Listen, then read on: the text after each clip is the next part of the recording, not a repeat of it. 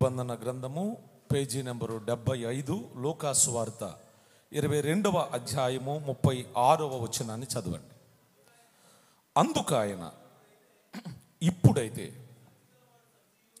సంచి గలవాడు సంచియు జాలయు తీసుకొని పోవలెను, కత్తి లేనివాడు తన బట్టనమ్మి కత్తి కొనుక్కొనవలెను. అందరు కళ్ళు మూసుకుని తలలో వంచితే ప్రార్థన చేసుకుందాం.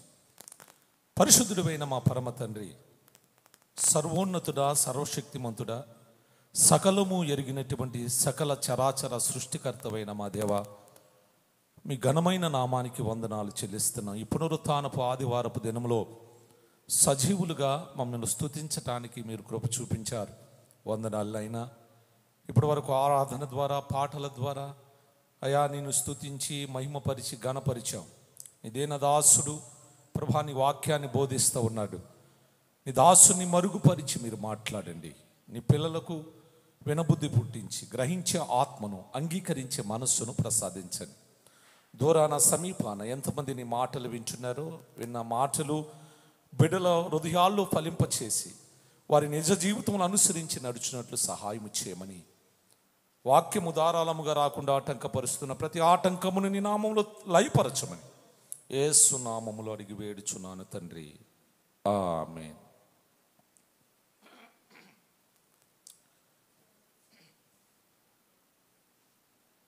దేవునికి స్తోత్రం. ఈ చదువుబడిన దేవుని మాటల్ని, దేవుని వాక్యాన్ని మనం ఆలోచిస్తే, ఇక్కడ ప్రభు అయిన యేసుక్రీస్తు వారు ఆయన బ్రతికి పరిచర్య చేస్తున్నటువంటి దినాల్లో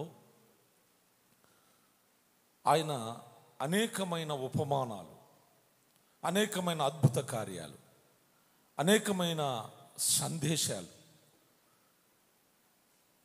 విద్య లేని పామరులకు కూడా అర్థమయ్యే విధంగా ప్రభు మాట్లాడారు.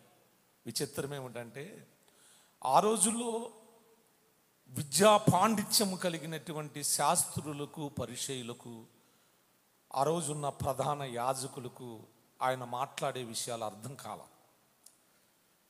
ఆయన మాట్లాడిన విషయాలు విద్య లేని పామరులకు కూడా అర్థమయ్యేటటువంటి విధంగా ప్రభు మాట్లాడాడు. అయితే నా ప్రియమైన దేవుని బిడ్డలరా, ఆయన చెప్పిన మాటలు డిఫరెంట్గా, అంటే అర్థమైనట్లే ఉంటాయి కానీ అర్థం కావు. బైబిల్లో మీరు చదివితే కొన్ని మాటలు అర్థమైపోయిందని అనుకుంటాం, కానీ అర్థం కాదు. ఒకవేళ అర్థం చేసుకున్న వారు దాన్ని అర్థం చెప్పినా దానిలో నుంచి మరొక పరమార్థం పుట్టుకొస్తుంది. అదే దేవుని మాటల్లో ఉన్న గొప్పతనం. ఇక్కడ యేసయ్య ఇచ్చిన సందేశం, ఇచ్చిన మాట ఏమని మనం ఆలోచిస్తే, యేసుప్రభు వారు మాట్లాడుతున్నారు స్వయంగా. అందుకు ఆయన, కత్తిగా ఆ సంచి గలవాడు సంచియు జాలయు తీసుకొని పోవలెను, కత్తి లేనివాడు తన బట్టను అమ్మి కత్తి కొనుక్కోవాలట. నా ప్రియమైన దేవుని బిడ్డలారా, ఈ మాటలు మనం కాస్త లోతుగా దీన్ని పరిశీలన చేయాలి. అంటే యేసు ప్రభు వారు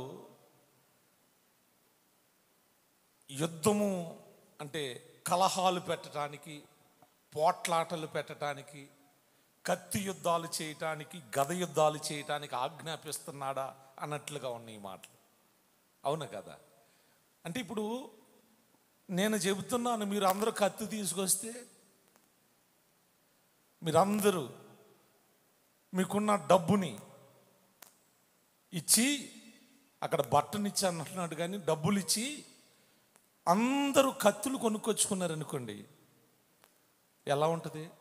3వ ప్రపంచ యుద్ధం మందిరంలోనే జరుగుతుంది. ఎందుకంటే ఎవరు తక్కువేమీ కాదు. కోపం వస్తే తట్టుకోలేని పరిస్థితి, అంటే ఇంద్రియ నిగ్రహములను కంట్రోల్ చేసుకునేటువంటి ఆత్మ ఇంకా చాలామంది పొందుకోలేదు కాబట్టి 3వ ప్రపంచ యుద్ధం జరుగుద్ది. అవునా కాదా? అంటే ఈ మాటల్లో ఏదో ఒక పరమార్థాన్ని దాచిపెట్టాడు దేవుడు. ఏంటి చెప్పండి? ఏదో ఒక పరమార్థాన్ని, అంటే ఆధ్యాత్మిక ఆత్మ సంబంధమైన అర్థాన్ని చెబుతున్నాడు ఆయన. కానీ ఆ రోజుల్లో యేసు ప్రభు వారి శిష్యులలో ఒకడైనటువంటి పేతురు ఏం చేశాడో తెలుసా?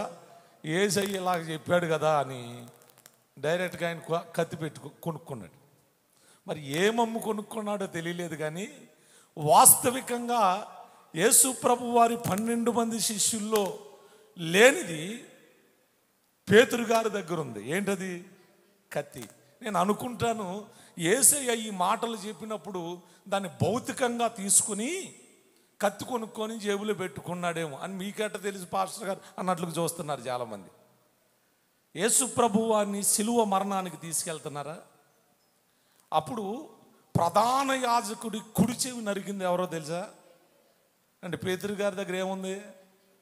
కత్తి ఉంది. కత్తి ఎందుకు పెట్టుకున్నాడు జేబులో? చెప్పండి. మొల్ల కత్తి ఎందుకు పెట్టుకున్నాడు? చెప్పండి. కత్తి ఎందుకు పెట్టుకున్నాడు? యేసయ్య ఆ మాట చెప్పినప్పుడు భౌతికంగా దాన్ని తీసుకున్నాడు. యేసయ్య ఆ మాట చెప్పినప్పుడు ఎలా తీసుకున్నాడు? అందుకనే దేవుని మాటలు చాలా జ్ఞానముతో, చాలా ప్రార్థనాపూర్వకంగా పరిశీలన చేయాలి. అప్పుడే దానిలో ఉన్న పరమార్థం అర్థమవుతుంది మనిషికి. ఎందుకంటే మనిషి జ్ఞానానికి అందందే బైబిల్.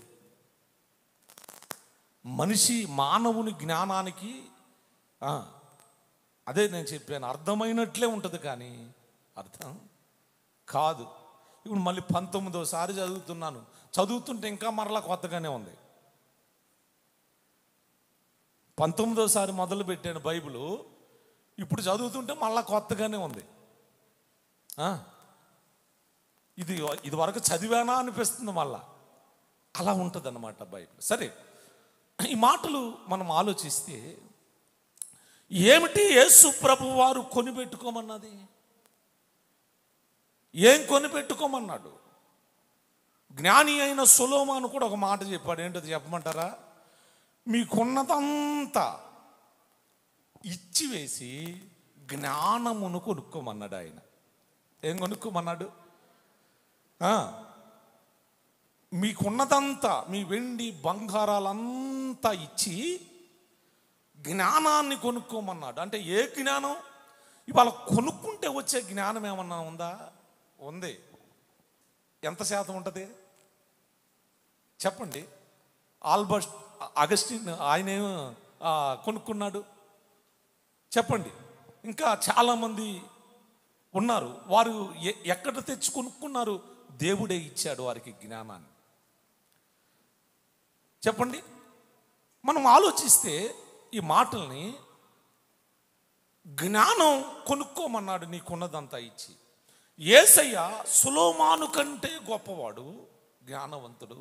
ఆయన అంటున్నాడు, నీ బట్టను అమ్మివేసి అమ్మి కత్తి కొనుక్కో. అంటే ఇక్కడ పరమార్థాన్ని మనం గ్రహించాలి. ఒక వ్యక్తి వస్త్రహీనుడుగా ఉండైనా, లేదు బలహీనుడుగా ఉండైనా, ఒక వ్యక్తి మనుషులకు పనికిరాని వ్యక్తిగా ఉన్నా, అలాంటి వ్యక్తి దేవుడికి పనికొస్తాడు. మనుషులు తోలనాడిన వ్యక్తి దేవునికి పనిచేస్తాడు. మనుషుల్లో బుద్ధిహీనుడు అని చెప్పిన వ్యక్తి దేవుడికి పనిచేస్తాడు, పనికొస్తాడు. ఈ మాటలు మీకు ఎందుకు చెప్తున్నానంటే, బట్ట అనేది వస్త్రాన్ని కప్పుకోవటానికి దేవుడు ఇచ్చాడు. అవునా కాదు?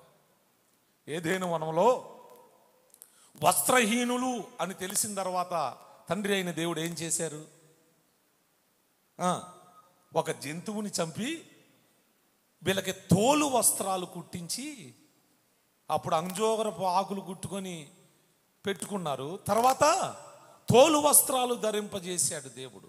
అంటే వస్త్రాలు దేనికి ఇచ్చాడు? మన సిగ్గు కప్పుకోవటానికి వస్త్రాలను ఇచ్చాడు. అయితే సిగ్గు కప్పుకోవటానికి ఇచ్చిన వస్త్రాలను నమ్మి కొనుక్కోమంటున్నాడు ఏంటి అంటే, ఈ వస్త్రాల కంటే విలువైనది ఏదో ఉన్నది. దేవునికి స్తోత్రం కలుగును గాక. మనం ఈ వస్త్రాల కంటే విలువైనది ఏదో దేవుడు చెబుతున్నాడు, యేసయ్య చెబుతున్నారు. బైబిల్ గ్రంథములో ఖడ్గము అనేది దేనికి సాదృశ్యంగా ఉంది? హెబ్రీయులకు రాసిన పత్రిక 4వ అధ్యాయము 12వ వచనం. హెబ్రీయులకు రాసిన పత్రిక, ఎందుకనగా దేవుని వాక్యము, జాగ్రత్తగా మీరు ప్రతి పదాన్ని మీరు పరీక్షించండి, సజీవమై 2 బలము గలదై 3 రెండంచులు గల ఎటువంటి ఖడ్గము కంటెను వాడిగా ఉండి 4 ప్రాణాత్మలను కీళ్లను మూలుగును విభజించునంత మట్టుకు దూరుచు హృదయము యొక్క తలంపులను ఆలోచనలను శోధించుచున్నది. దేవునికి స్తోత్రం కలుగును గాక. ఏం చేస్తుంది దేవుని వాక్యం? దేవుని వాక్యాన్ని దేనితో పోల్చాడంటే, యేసు ప్రభువారు ఎందుకని నీ వస్త్రాన్ని అమ్మి అయినా ఏం కొనుక్కోమన్నాడు చెప్పండి? ఏం కొనుక్కోమన్నాడు? ఇవాళ ఎంతమంది ఛార్జీలు అయిపోతున్నాయని దేవుని వాక్యాన్ని వినుకోకుండా కోటాలకు వెళ్ళకోకుండా ఆగిపోయింది? ఎంతమంది వాక్యాన్ని వినకుండా ఛార్జీలు అయిపోతాయేమో, శరీరం గాయపడిపోద్దేమో, నిద్ర ఉండదేమో, చెప్పండి, నిద్ర ఉండదేమో, వస్త్రాలు నలిగిపోతాయేమో, దేహం పాడైపోద్దేమోనని ఎంతమంది వాక్యం వినకుండా, దేవుని వాక్యం కొరకు పరుగులెత్తకుండా వారి సమయాల్ని పాడు చేసుకుంటున్నారు, దేవుని చిత్తానికి వెనక్కి వెళ్ళిపోతున్నారు. చెప్పండి, ఆలోచించండి మీరు. వస్త్రము నమ్మైనా ఏం చేయమన్నాడు? ఇవాళ ఛార్జీకి డబ్బులు లేనటువంటి హీన స్థితిలో ఎవరున్నారు? ఆటోలో ప్రయాణం చేయలేనటువంటి స్థితిలో ఎవరున్నారు? చెప్పండి. అంటే వస్త్రానికంటే విలువ దేనికిచ్చాడు ప్రభు? దేనికిచ్చాడు? దానికోసం నువ్వెంత ప్రయాసపడుతున్నావో నువ్వు ఆలోచించు. రేపు పొద్దున ఇదంతా లెక్క చెప్పాలి నువ్వు. రేపు దీనికి నువ్వు లెక్క అప్పచెప్పవలసిన బాధ్యత ఉన్నదండి, ఉన్నది. ఏ దైవజనుని ద్వారా ఏ మాట చెబుతాడు? కొంతమంది ఇదొకటి, ఆయన బాగా చెప్పట్లేదు, ఈయన బాగా చెప్పట్లేదు. ఏ వ్యక్తి ద్వారా దేవుడు ఏ విధంగా మాట్లాడతాడో తెలియదు, పరిశుద్ధాత్మ ఎలా నడిపిస్తాడో తెలియదు. నువ్వు మనిషినే చూస్తున్నావు, కానీ ఆ మనిషిలో ఉన్న దేవుని ఆత్మను నువ్వు చూడట్లేదు. ఏ విధంగా దేవుడు నిన్ను దర్శిస్తాడో. నేను అనుకున్నాను 2 సంవత్సరాలు దేవుని సేవకు వెళ్లకుండా ప్రభు పదే పదే చెబుతున్నా, వ్యవసాయంలో నష్టం వస్తున్నా,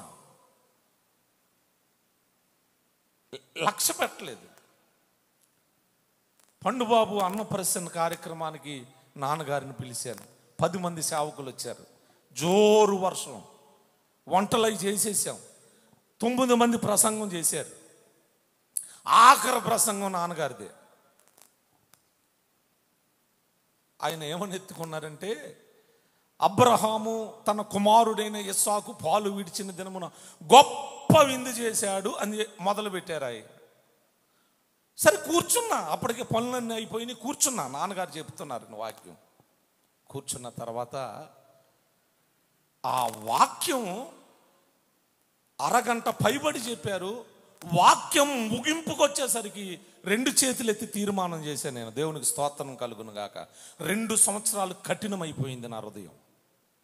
నేను వెళ్ళను ప్రభువా, నేను చేయలేను, సేవ అంటే ఆషామాషి కాదు అని 2 సంవత్సరాలు నా బండ పారిపోయిన హృదయం ఆ వాక్యము ఎప్పుడైతే నన్ను తాకిందో నేను వెంటనే లేచి తీర్మానం చేశాను. ఎవరితో చెప్పలేదండి. అంటే వాక్యము ఏ విధంగా ఏ సందర్భాన్ని బట్టి ఎవరి ద్వారా మాట్లాడతాడో తెలియదు. మనకు మనుషులు కనపడతారు, ఈయనే కదా, ఈయన బాగా చెప్పడు, ఈయన మాట బాగోదు. దేవుడు పిలుచుకున్న సేవకుడండి. ఏ విధంగా అయినా నీతో నాతో మాట్లాడటానికి ఆయన కాదుగా మాట్లాడేది, ఆయనలో ఉన్న పరిశుద్ధాత్ముడు మాట్లాడతాడు కనుక మనం అందుకని మనుషులట పై వేషాన్ని చూస్తారట, దేవుడు దేన్ని చూస్తాడు? ఆలోచించండి నా ప్రియమైన. బట్టనమ్మి చెప్పండి, ఒకరోజు భోజనం చేయకపోతే ఏమైపోతాం? బీపీ పెరిగిద్దా? షుగర్ పెరిగిద్దా? మరి ఇంట్లో గొడవ ఆడుకున్నప్పుడు ఎన్ని రోజులు పస్తున్నావు? ఉన్నావా? భార్య మీద అలిగి భర్తలు పస్తున్న వాళ్ళు లేరా? భర్త మీద అలిగి భార్యలు పస్తున్న వాళ్ళు లేరా? కొంతమంది వాక్యాన్ని వినటానికి వెళ్ళి కొన్ని ప్రచారాలు, మాకు అది పెట్టలేదు, మాకు ఇది పెట్టలేదు. నువ్వు కావలసింది ఏంటి? ఒకరోజు ఒక్క పూట కోటి కోసం ఏమైపోయాడు ఏసావు?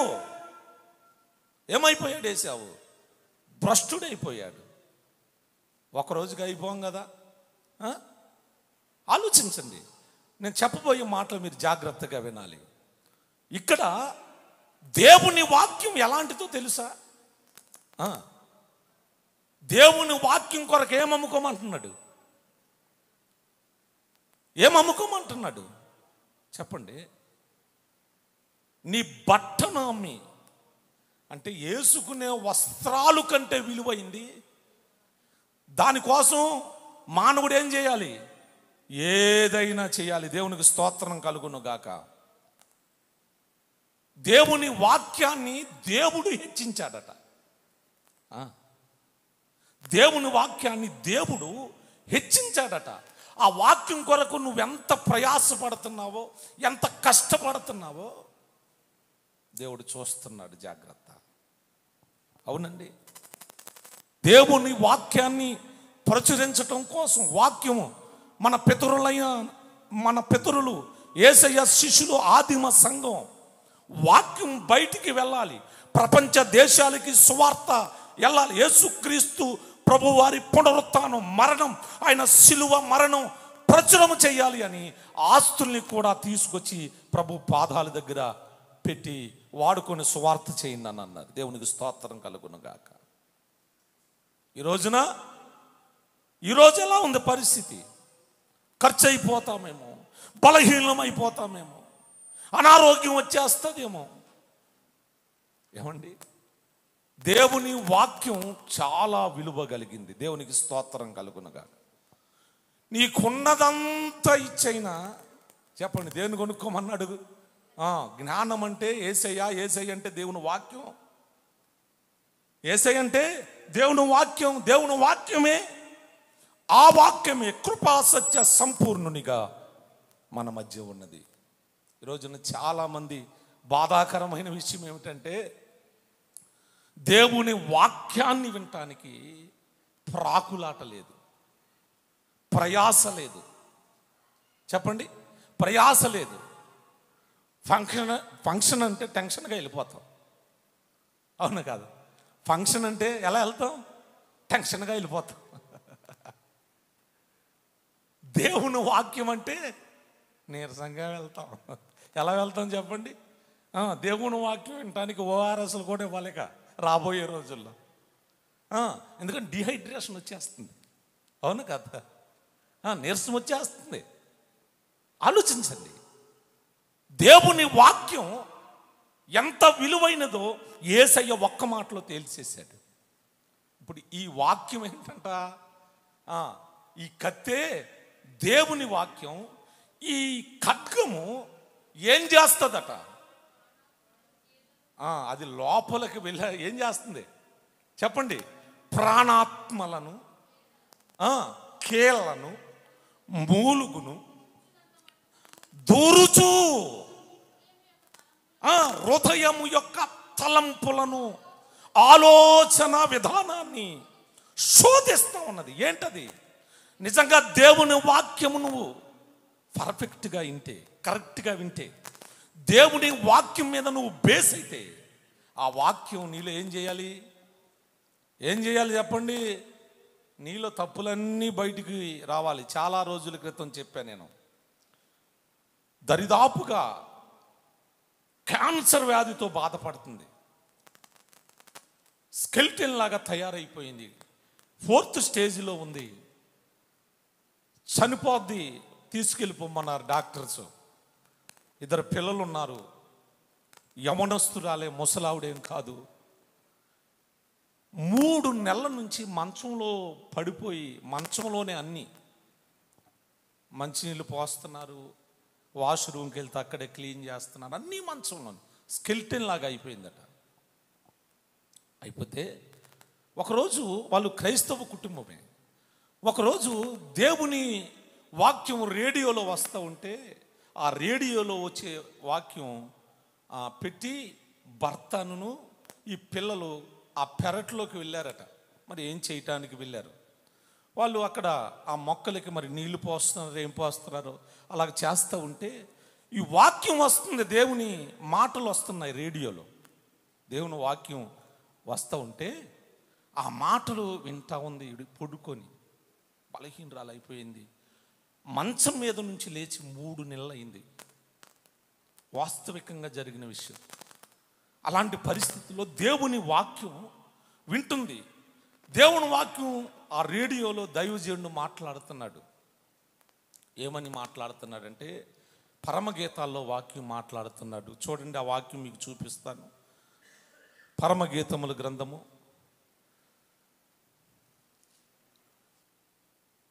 'గ్రంథము దేవునికి స్తోత్రం. పరమగీతముల గ్రంథం చూడండి, 8వ అధ్యాయము 6వ వచనం. ఈ మాట రేడియోలో వినిపిస్తుంది. దైవజనుడు చెప్తాడు, ప్రేమ మరణమంత బలమైనది, ఈర్ష్య పాతాళమంత కఠోరమైనది అని ఈ మాటలు ఏం చెవులో పడుతున్నాయి. ఈ మాటలు చెబుతూ దాన్ని వ్యాఖ్యానిస్తున్నాడు దైవజనుడు. నువ్వెవరి మీద ఈర్ష్య పెట్టుకున్నావో, ఎవరి మీద ప్రేమ లేకుండా పోయిందో నీకు అని ఆ విధంగా దేవుడు వాక్యం ద్వారా మాట్లాడుతూ ఉంటే, ఈవిడికి ఒక్కొక్కటి గుర్తుకు వస్తూ ఉన్నాయి. తన తోటుకోళ్ళని తిట్టిని, అత్తగారిని మీద ఈర్ష్య పెట్టుకున్నాయి, భర్త మీద, పిల్లల మీద, తల్లిదండ్రుల మీద, బంధువుల మీద, ఇరుగు పొరుగు వారి మీద ఎవరి మీద ఈర్ష్య పడిందో ఇవన్నీ గుర్తుకొచ్చి యాచటం మొదలుపెట్టింది. అయ్యో ప్రభువా, నాలో ఈర్ష్య ఉన్నదయ్యా, నాలో మత్సరం ఉన్నది, నాలో కుళ్ళు ఉన్నది అని ఆ వాక్యాన్ని బట్టి మొర్రపెట్టడం మొదలుపెట్టింది. కన్నీరు కార్చేస్తూ ఉన్నది. ఎవరూ లేరు ఇంట్లో, పిల్లలు, భర్త ఏమో పెరట్లో ఉన్నారు, ఏడుస్తూ ఉంది. అలాగా ఆ మాటలు విని కన్నీరు కార్చి దుఃఖపడి ఏడుస్తూ ఆ వేసిన పక్కంతా తడిచిపోయిందంటండి. ఏడ్చి ఏడ్చి ఏడ్చి అరగంట సేపు ఏడ్చిందట. ఏడుస్తూ ఉండగానే ఆకాశము నుంచి ఒక వెలుగు ఆమె మీద అలాగ పడిందటండి. దేవునికి స్తోత్రం కలుగునగాక. ఆ వెలుగు ఆమె మీద అలాగా పడేసరికి ఈ 3 నెలల నుంచి మంచంలో ఉన్న ఈ స్త్రీ దిక్కులలేసి ప్రభుని స్తుతిస్తూ కేకలు వేస్తుందట. ఆ పెరట్లో ఉన్నటువంటి భర్త, పిల్లలు చూసి ఇదేంటి ఈ పరిస్థితి, 3 నెలలు అయింది మంచం మీద పండుకొని, ఎలా లేచిందని వాళ్ళు సంతోషంగా గంతులు వేసుకుంటూ వచ్చారట. వస్తే ఈవిడ లేచి మంచి యాక్టివ్గా అటు ఇటు తిరుగుతూ ప్రభుని స్తుతిస్తూ ఉన్నదట. అప్పుడు కూర్చోబెట్టి అడిగితే ఇలా జరిగిందని చెప్పిందట. ఎంత అద్భుతం అండి! అంటే ఆ వాక్యం ఏం జరిగింది, ఈవిడలో క్రియారూపం దాల్చింది. ఆ వాక్యం ఈవిడ ఏం జరిగింది, 3 నెలలు చచ్చిపోతామని డాక్టర్స్ చెబితే తీసుకొచ్చి నులక మంచంలో పడవేశారు. అన్నీ అందులోనే సాగుతున్నాయి. ఈరోజు ఈ మాటలు వింటున్నటువంటి నా ప్రియమైన దేవుని బిడ్డలారా, వాక్యము నీలో పనిచేస్తే నీలో ఏం కలగాలి చెప్పండి? ఎక్కడికెక్కడ వెళ్ళాలి? అది ప్రాణాత్మలను కీళ్ళలోకి వెళ్ళిపోవాలి, మూలుగులోకి వెళ్ళిపోవాలి. ఇంకేం కావాలి చెప్పండి? మూలుగులోకి వెళ్ళిపోవాలి, హృదయములోనికి వెళ్ళిపోవాలి. హృదయం యొక్క తలంపులు ఏం చేయాలి? ఆలోచనలు కూడా ఏం చేయాలి? షేక్ చేయాలి. దేవునికి స్తోత్రం. పరిశోధన చేయాలి. జరుగుతుందా చెప్పండి? జరుగుతుందా మన జీవితంలో? ఎప్పుడు వినే వాక్యమే కదండి. ఎలా ఉంది మనకి? చాలా సింపుల్గా ఎప్పుడు మా పాస్టర్ గారు చెప్తుంటారు, ఇవాళ వినకపోతే.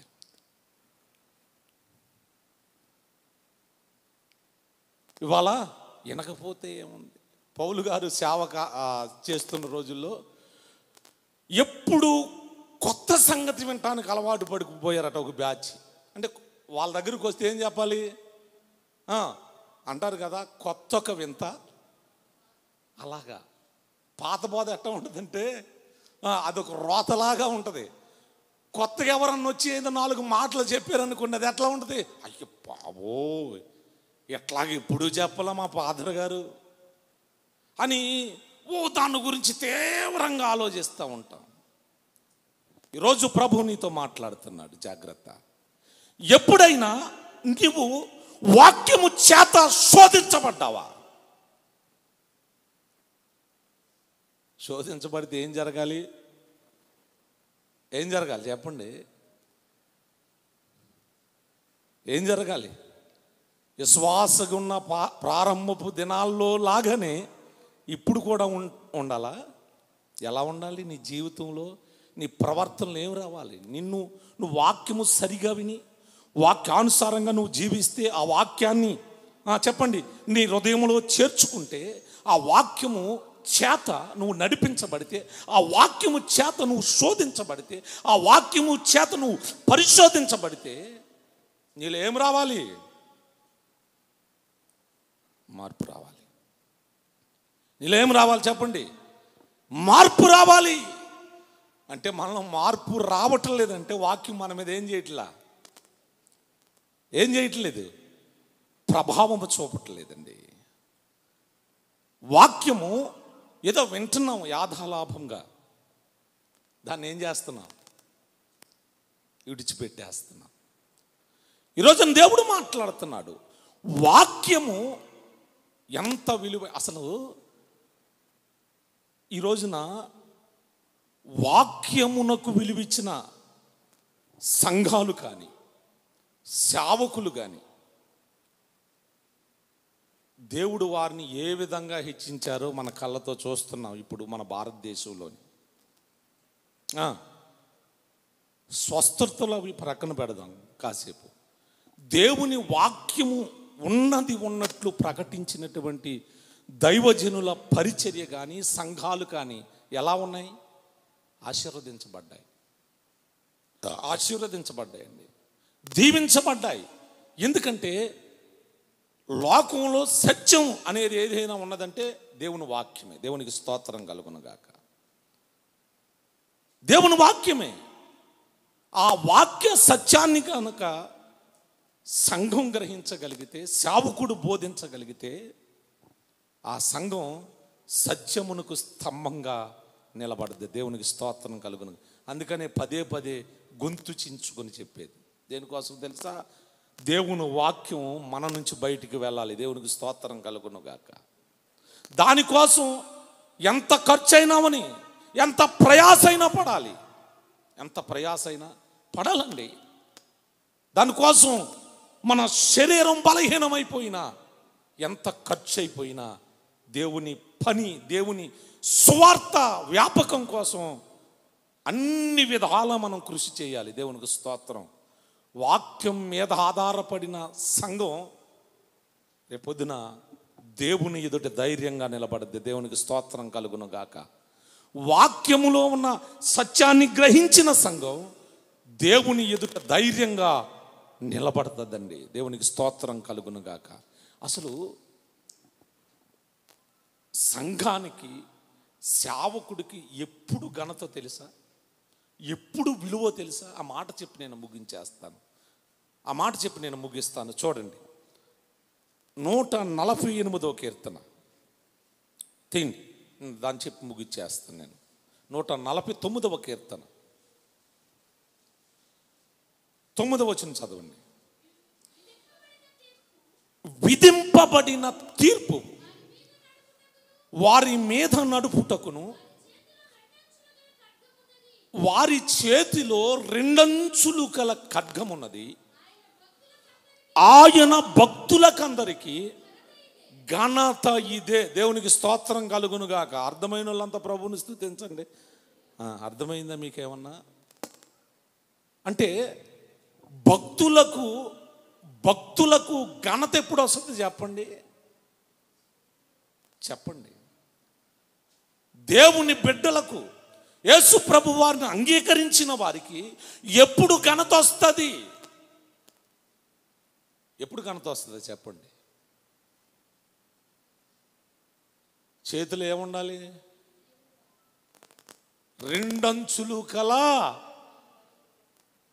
దేవుని వాక్యం ఉండాలి. అప్పుడే మనకేం వస్తుంది చెప్పండి. ఇంట్లో ఉన్నంత మాత్రాన ఏమవుదో, తల కింద పెట్టుకుని పడుకున్నంత మాత్రాన ఏమవుదో, పక్కలో పెట్టుకుని పడుకున్నంత మాత్రాన ఏమవుదో చెప్పండి. ఎక్కడ ఉండాలి? నీ చేతిలో ఉండాలి, నీ హృదయములో ఉండాలి. అప్పుడే నువ్వేం చేయబడతావు? నీకేమొస్తుంది? ఘనత. దేవునికి మహిమ కలుగునుగాక. దేవుని బిడ్డలకు ఘనత కలుగుతుంది. కనుకనే దేవుని వాక్యాన్ని దేవుడు అంతగా హెచ్చించాడు. కొంతమంది స్వస్థతల మీద ఆధారపడతారు, కొంతమంది ఆశ్చర్య కార్యాలు, అద్భుతాల ద్వారా దానికే ఇష్టపడుతూ ఉంటారు. నేను అంటున్నాను, అవి అవసరమే, అవి తప్పకుండా చేస్తాడు నా ప్రభు. దేవునికి స్తోత్రం. అసలు సువార్త ఆరంభమైంది అలాగ ఆరంభించాడు దేవుడు అలాగ ఆరంభించాడు. అయితే వీటి మీద ఆధారపడటం కాదు, దేవుని వాక్యం మీద ఆధారపడాలి. ఎవరో? దేవుని సంఘం, దేవుని బిడ్డలు. అందుకనే ప్రతిదినం వాక్యం చదవాలి, ధ్యానించాలి. దైవజనుడు చెప్పినప్పుడు అలా ఉందో లేదో కూడా చూడాలి. దేవునికి స్తోత్రం కలుగునుగాక. చూడాలి. అప్పుడే దేవుని వాక్యాన్ని నువ్వు భుజాన వేసుకుని మోస్తే అది నిన్ను మోస్తుంది. ఎలా మోస్తుంది? పౌలు గారు అన్నారు, ఏమన్నారు? విజయోత్సాహముతో మమ్ములను ఊరేగిస్తున్నాడు. ఎందుకు ఊరేగిస్తున్నాడు? స్వస్థతలు చేస్తేనా చెప్పండి? దేవుని వాక్యము బోధిస్తారు కాబట్టి వారుగా ఖర్చు అయిపోయి వస్త్రహీనులుగా, బలహీనులుగా, భోజనము లేని వారిగా, ఉపవాసములతో, ఆకలి దప్పులతో దేవుని వాక్యాన్ని ప్రకటించడం కోసం అనేక ప్రాంతాలు కాలినడకన తిరిగి వెళ్ళి ప్రకటించారు. కాబట్టే వీరినట విజయోత్సాహం. అందుకని అదిగో నా కోసం నీతి కిరీటం దాచిపెట్టాడు. దేవునికి స్తోత్రం కలుగు. కిరీటం ఎవరికి ఉంటుంది? రాజుగారికి ఉంటుంది.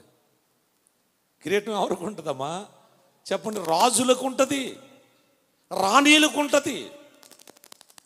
మనం ఇక్కడ ఎంత ప్రయాసపడతామో అంత ఘనత అక్కడ ఇస్తాడు నా ప్రభు. దేవునికి స్తోత్రం కలుగును గాక. గనుకనే అపోస్తలుడైన పౌలు హెచ్చించబడ్డాడు, దేవుని చేత మెచ్చుకోబడ్డాడు. కారణం ఏంటంటే వాక్యం ప్రకటించడానికి తన ప్రాణాన్ని కూడా లెక్క చేయలే. దేవునికి స్తోత్రం. ఆయనతో పాటు ఉన్న వాళ్ళు ఎలాంటి వారు కూడా డబ్బుని లెక్క చేసేవారు కాదు. చేయండి దేవుని పని అని అలా పాదాల దగ్గరికి తీసుకొచ్చి పెట్టిన సందర్భం మనకు కనిపిస్తూ ఉన్నది. నా ప్రియమైన దేవుని బిడ్డలారా, యేసు ప్రభు వారు చెప్పిన మాట చాలా ప్రాముఖ్యమైనది. అంటే దేవుని వాక్యానికి అంత విలువ ఇవ్వాలి. అది ఇస్తే మనకేమిస్తాడు? ఘనతనిస్తాడు. బుద్ధి జ్ఞానములు సర్వ సంపదలు దేవుని యందే గుప్తమై ఉన్నది. ఒక మనిషిని దేవుడు హెచ్చిస్తే అది తరతరముల వరకు హెచ్చింపబడతాం. ఒక వ్యక్తిని దేవుడు గణపరిస్తే యుగ యుగములు గణపరచబడతాం. గనుక వాక్యానికి విలువ ఇవ్వండి. కాస్త వాక్యమును అనేకులకు సత్యము ప్రకటించడం కొరకు సహకరించండి. వస్త్రములు అమ్మైనా చెప్పండి, వస్త్రాల్ని అమ్మైనా వాక్యం కొరకు ప్రయాసపడమని యేసయ్యే డైరెక్ట్గా చెప్పాడు. అదే నీకు నాకు మన నిజ జీవితంలో మనల్ని హెచ్చిస్తుంది, మనల్ని ఘనపరుస్తుంది, మనల్ని ఆశీర్వదిస్తుంది. అంటారు కదా పౌలు గారు, ఆ వాక్యమే విశ్వాసులైన మీలో కార్యసిద్ధి కలుగజేస్తుంది. దేవునికి స్తోత్రం కలుగును గాక. గనుక దేవుని వాక్యాన్ని వినండి, దానికోసం ప్రయాసపడండి.